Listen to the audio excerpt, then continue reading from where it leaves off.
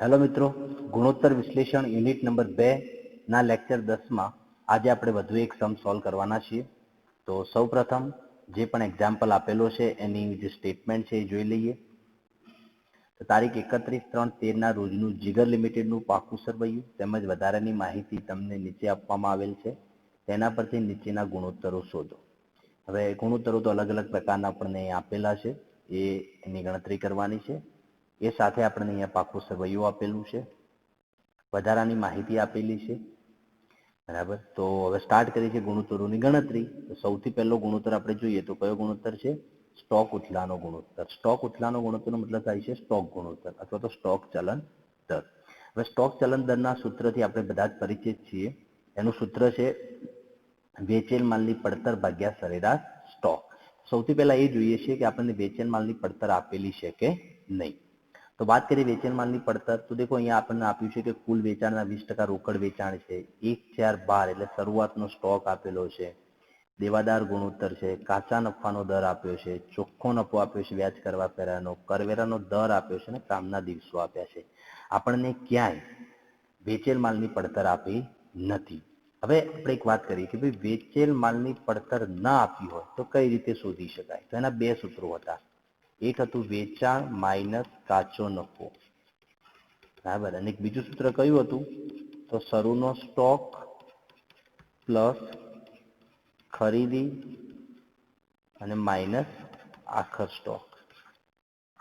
હવે આપણી જોડે શરૂનો અને આખરનો સ્ટોક છે પરંતુ ખરીદી નથી, એટલે આપણે આ સૂત્રનો ઉપયોગ ના કરી શકીએ. વાત રહી આની વેચાણ અને કાચો નફો. તો કાચો નફો એવું કહ્યું છે તમને કે વેચાણના 40% છે, પણ આપણી જોડે વેચાણ હોવું જોઈએ, તો વેચાણ પણ નથી.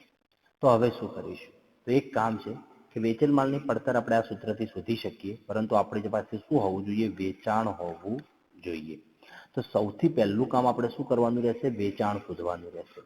તો હવે આપણે એ જોઈએ છીએ કે એવી કઈ માહિતી છે કે જેના પરથી વેચાણ શોધી શકાય.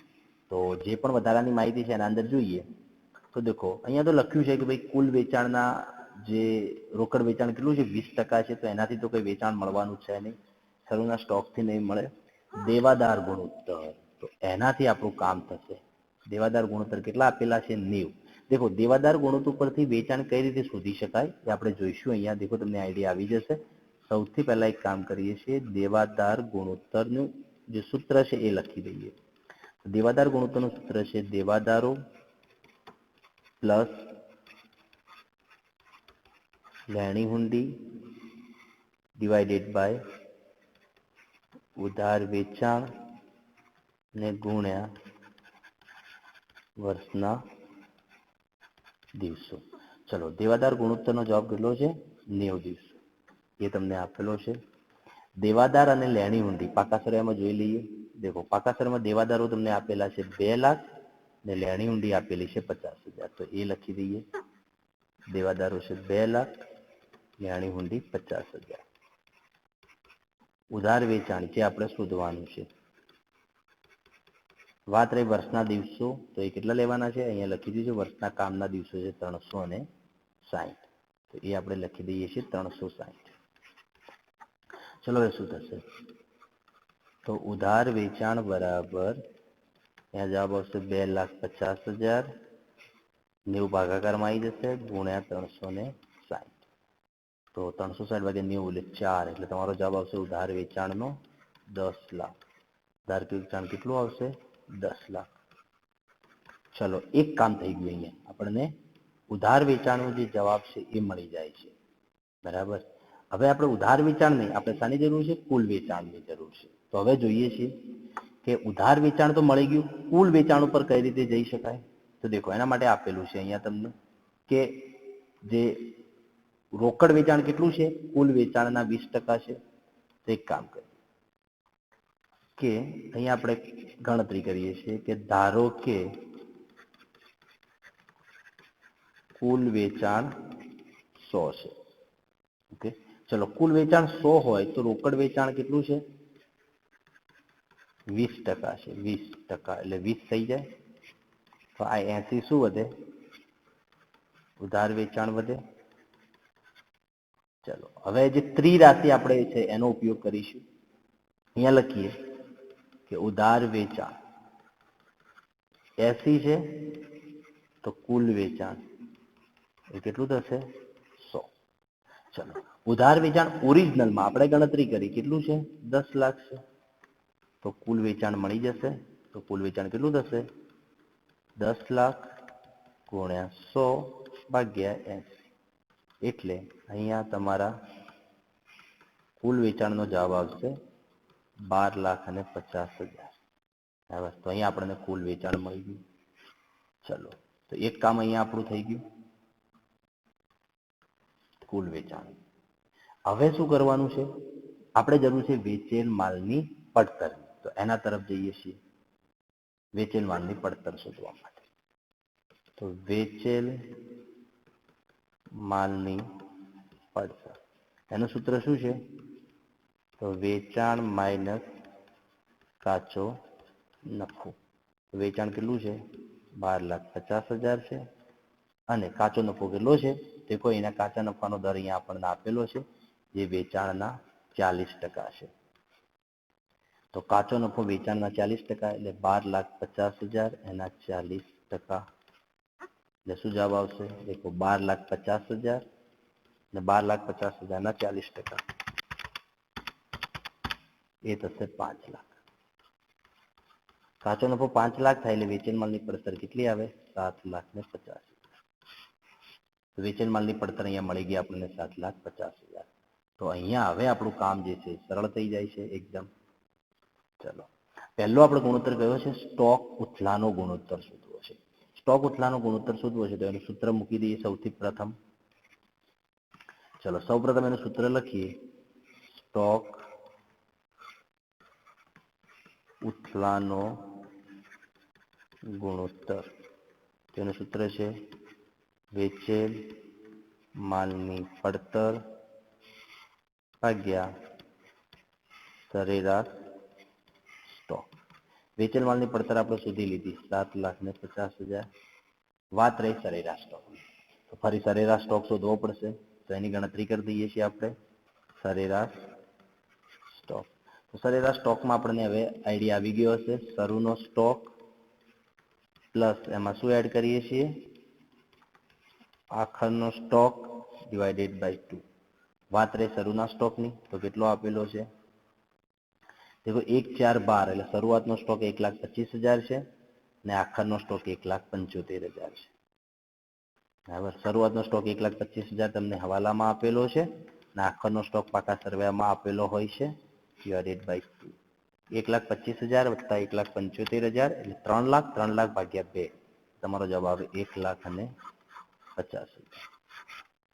1,50,000 એ શું થઈ ગયું આપણા માટે શરૂઆતનો સ્ટોક. બરાબર. ચલો એનું કામ પણ થઈ ગયું અને સરળતાથી એ મળી જાય છે 1,50,000.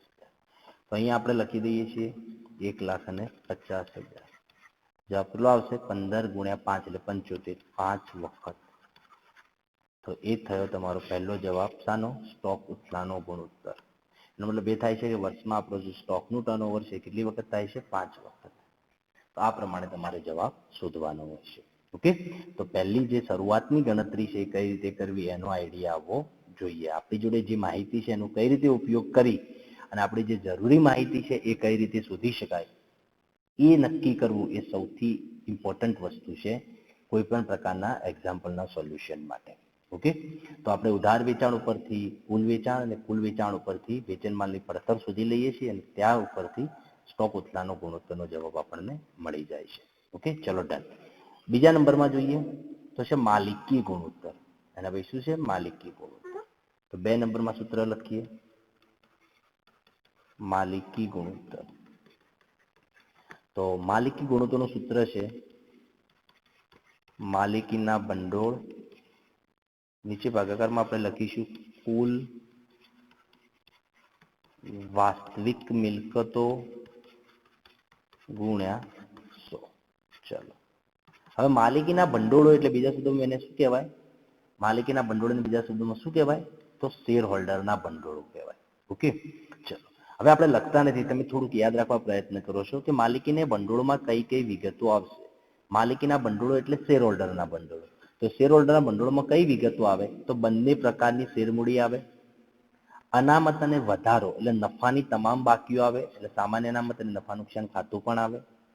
બરાબર. ફરી કહી દઉં કે માલિકીના ભંડોળમાં કઈ કઈ વસ્તુ આવશે? તો બંને પ્રકારની શેરમૂડી આવશે, નફાના જે પણ બાકીઓ હોય સામાન્ય અનામત નફા નુકસાન ખાતું એ પણ આવશે, અને એમાંથી જો તમારી જોડે કોઈ અવાસ્તવિક મિલકત છે તો બાદ કરવાની રહેશે. તો આ ડિવેન્ચર વટાવ એ શું છે? અવાસ્તવિક મિલકત છે, તો એને આપણે અહીંયા માઇનસ કરવાની રહેશે. ઓકે, તો અહીંયા આપણને સરળતાથી માલિકીના ભંડોળ મળી જાય છે. દેખો કેટલું ટોટલ થશે? તો ઇક્વિટી શેર મૂડી છે 4 લાખ, રેફરન્સ શેર મૂડી છે 2,50,000, સામાન્ય અનામત છે 2 લાખ, અને નફા નુકસાન ખાતું છે 1,70,000, ને એમાંથી માઇનસ ડિવેન્ચર વટાવ કેટલો છે? 5,000. તો તમારો જવાબ આવશે 10,15,000. એટલો જવાબ રહેશે 10,15,000. તો એ આપણે લખી દઈએ છીએ અહીંયા. માલિકીના ભંડોળ થશે 10,15,000. કુલ વાસ્તવિક મિલકતો, તો એ તો એકદમ સિમ્પલ છે. શું કરીશું? જ્યાં કુલ મિલકતો છે આપણી, એમાંથી અવાસ્તવિક મિલકતો બાદ કરી દો. તો 15 લાખ, 15 લાખમાંથી અવાસ્તવિક મિલકતો કેટલી છે? 5,000. તો એ માઇનસ કરી દઈએ. તો જવાબ કેટલો આવે? 15 લાખમાંથી 5,000 જશે એટલે 14,95,000.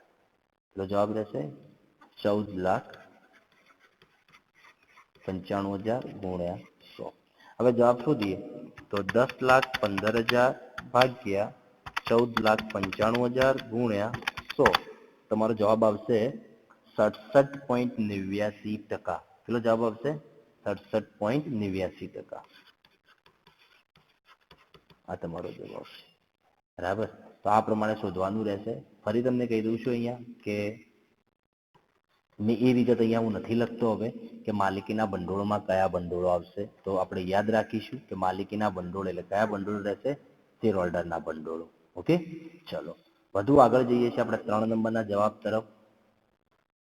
તો 3 નંબરના જવાબમાં જોઈએ તો કયો ગુણોત્તર આવશે? 3 નંબરમાં આવે એ છે ચાલુ ગુણોત્તર. તો એકદમ સરળ. ચાલુ ગુણોત્તર એટલે સૌથી સરળ ગુણોત્તર હોય તો ચાલુ અને પ્રવાહી ગુણોત્તર છે. તો એ લખી દઈએ ચાલુ ગુણોત્તર. ચાલુ ગુણોત્તરમાં એનું સૂત્ર છે ચાલુ મિલકતો ડિવાઇડેડ બાય ચાલુ દેવા. ચલો, તો પાકા સરવાળામાં જોઈએ કે ચાલુ મિલકતોમાં કઈ કઈ મિલકતો આવશે. તો જે પણ મિલકતો છે એમાંથી નક્કી કરવાનું છે કે કઈ ચાલુ મિલકતો છે. તો સૌપ્રથમ જમીન મકાન કાયમી મિલકતોમાં આવશે, મશીનરી કાયમી મિલકતોમાં આવશે. દેખો અહીંયા કામ ચલાઉ રોકાણો કયું છે, તો પછી ચાલુ મિલકતોમાં આવશે. બરાબર. રોકાણો છે તો કાયમી મિલકતોમાં આવે, પણ કામ ચલાઉ રોકાણો છે તો આપણે ચાલુ મિલકતોમાં લઈશું. સ્ટોક ચાલુ મિલકતોમાં, દેવાદાર ચાલુ મિલકતોમાં, અગાઉથી ચૂકવેલ ખર્ચા ચાલુ મિલકતોમાં, અગાઉથી ચૂકવેલ આવકવેરો પણ ચાલુ મિલકતોમાં આવશે, લેણી હુંડી આવશે, રોકડ શિલક આવશે, બેંક શિલક આવશે, ડિબેન્ચર વટાવ નહીં આવે. બરાબર.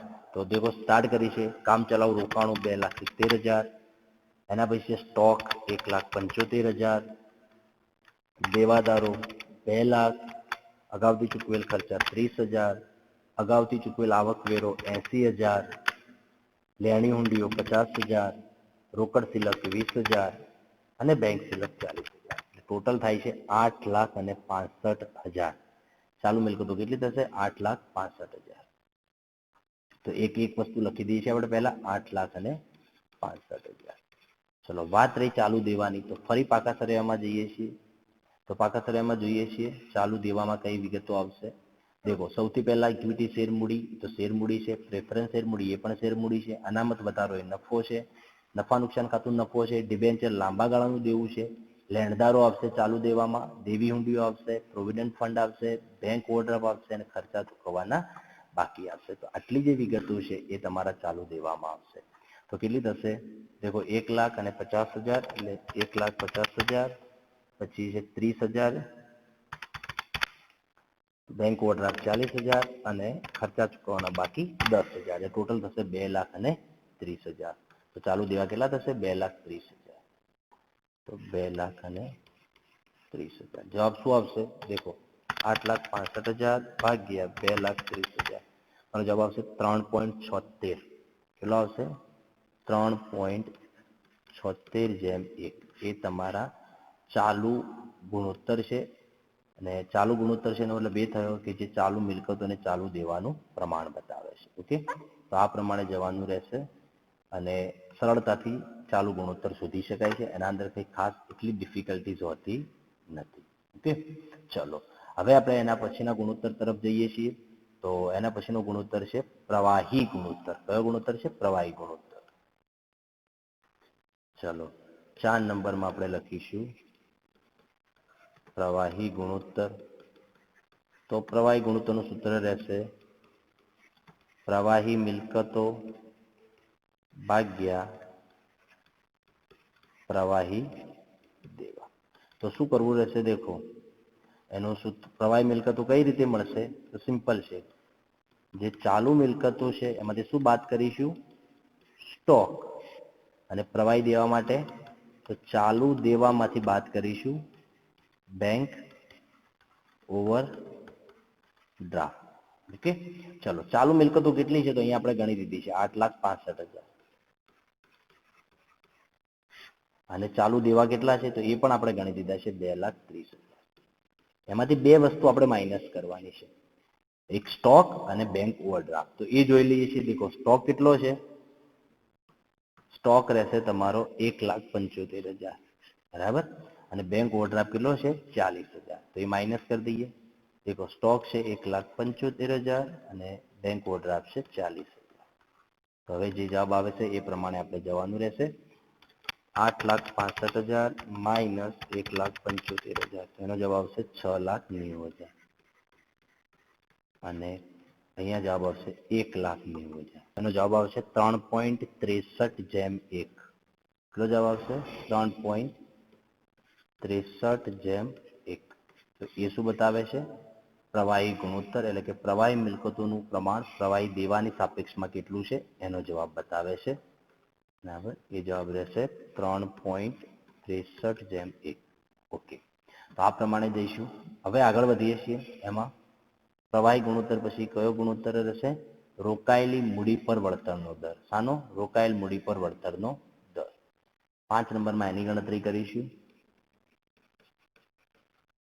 રોકાયેલ મૂડી પર વળતરનો દર. તો એનું સૂત્ર છે રોકાયેલ મૂડી પર વળતરનો દર હોય એટલે આપણે કયો નફો લેવાનો હોય? વ્યાજ અને કરવેરા પહેલાનો નફો. ભાગાકારમાં આપણે લઈશું રોકાયેલ મૂડી અને ગુણ્યા 100. હવે જોઈએ છે વ્યાજ કરવેરા પહેલાનો નફો અહીં આપણને આપેલો છે. તો વધારાની માહિતી જોઈએ એમાં અંદર દેખી લઈએ છીએ વ્યાજ અને કરવેરા પહેલાનો નફો. તો આપેલો છે. દેખો ચોખ્ખો નફો વ્યાજ અને કરવેરા પહેલાનો કેટલો છે? 2,50,000. તો એકવાર આપણે નફો તો લખી જ દઈએ છીએ 2,50,000. ચલો હવે વાત રહેશે રોકાયેલ મૂડી. તો રોકાયેલ મૂડીના અંદર કઈ કઈ વિગતો આવશે? તો તમને આપણે જે સૂત્રો લખીને આપ્યા છે એના દરેક વિગતોની ચર્ચા કરેલી છે. રોકાયેલ મૂડીના અંદર તમારે કઈ વિગતો લેવાની રહેશે? તો એના અંદર સૌથી પ્રથમ તમારે બંને પ્રકારની શેર મૂડી, એ સિવાય નફાની જે પણ બાકીઓ છે એ સિવાય લાંબા ગાળાના દેવા પણ લેવા પડશે અને અવાસ્તવિક મિલકતો બાદ થશે. તો આપણા દાખલામાં વાત કરીએ રોકાયેલ મૂડીમાં તો ઇક્વિટી શેર મૂડી, પ્રેફરન્સ શેર મૂડી, સામાન્ય અનામત, નફા નુકસાન ખાતું, ડિબેન્ચર, આટલી વિગતો આવશે. શેર મૂડી, નફાઓ અને લાંબા ગાળાનું દેવું, અને એમાંથી ડિબેન્ચર વટાવ બાદ થશે. બરાબર. તો હવે ટોટલ કરીએ તો કેટલું થશે? દેખો 4 લાખ, 2,50,000,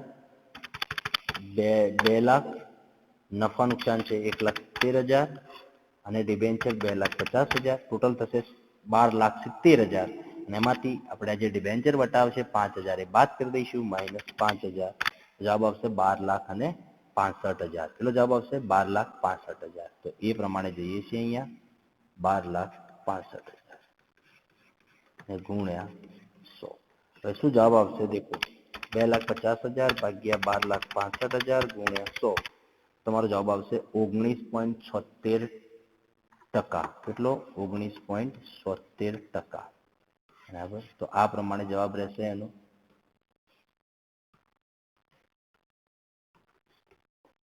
ચલો એના પછી આપણે લઈએ છીએ 6 નંબરમાં જે નેક્સ્ટ ગુણોત્તર આપણો છે. 6 નંબરમાં છે ઇક્વિટી શેર મૂડી પર વળતરનો દર. કયો? ઇક્વિટી શેર મૂડી પર વળતરનો દર. ચલો એનું સૂત્ર લખી દઈએ સૌથી પહેલા. ઇક્વિટી શેર મૂડી પર વળતરનો દર. તો એનું સૂત્ર શું રહેશે? કરવેરા બાદનો નફો minus preference dividend divided by equity share મૂડી ગુણ્યા 100. હવે કરવેરા બાદનો નફો કેટલો થાય? તો અહીંયા શું આપેલું છે? વ્યાજ અને કરવેરા પહેલાનો નફો 2,50,000 છે. તો આપણે શોધવું પડશે. દેખો, વ્યાજ અને કરવેરા પહેલાનો નફો કેટલો છે? 2,50,000 છે. તો એક કામ કરીએ, વ્યાજ કરવેરા પહેલાનો નફો કેટલો છે? 2,50,000. આપણે બાદનો જોઈએ છે એટલે સૌથી પહેલા બાદ કરીશું ડિબેન્ચર વ્યાજ. તો ડિબેન્ચર કેટલા રૂપિયાના છે એ જોઈ લઈએ. દેખો, ડિબેન્ચર છે આપણી જોડે 2,50,000 અને રેટ કેટલો છે? 8%. તો 2,50,000 અને 8% એટલે કેટલું થશે? 20,000. કેટલું વ્યાજ થશે? 20,000. તો ડિબેન્ચર વ્યાજ લખી દઈએ 20,000. ચલો, 1,30,000 નહીં, 2,30,000 વધે. 2,30,000 વ્યાજ નીકળી ગયું એટલે આ કયો નફો આવ્યો? કરવેરા પહેલાનો નફો આવ્યો. આપણે કયો જોઈએ છે? કરવેરા બાદનો જોઈએ છે. એમાંથી બાદ કરીશું કરવેરા. કરવેરા કેટલા લેવાના છે? 50%. કરવેરા કેટલા છે? 50% છે. બરાબર. તો 50% પ્રમાણે કરીએ તો કેટલા થાય? 1,15,000.